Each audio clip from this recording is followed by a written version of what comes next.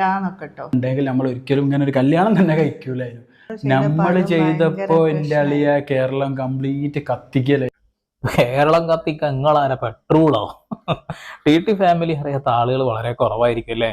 തള്ളയുടെ പ്രായമുള്ള ഒരാളെ കല്യാണം കഴിച്ചു എന്ന രീതിയിലൊക്കെയാണ് പല ആളുകളും കമന്റ് ഇട്ടിട്ടുണ്ടായിരുന്നത്. അങ്ങനെയൊക്കെ തന്നെയാണ് നമ്മളെ മുന്നിലേക്ക് ഇത് എത്തുന്നത്. ഇത്ര പ്രായമായ ഒരു സ്ത്രീ, ഒരു ചെറിയ പയ്യൻ കല്യാണം കഴിക്കുന്നു, അവർ വിവാഹം കഴിച്ച് വേർപെട്ടതാണ്, അതിലുള്ള കുട്ടികളുടെ കല്യാണം കഴിഞ്ഞതാണ്, ഇവൻ വന്ന് കെട്ടി എന്നുള്ള രീതിയിൽ വലിയ ചർച്ചയാണ്.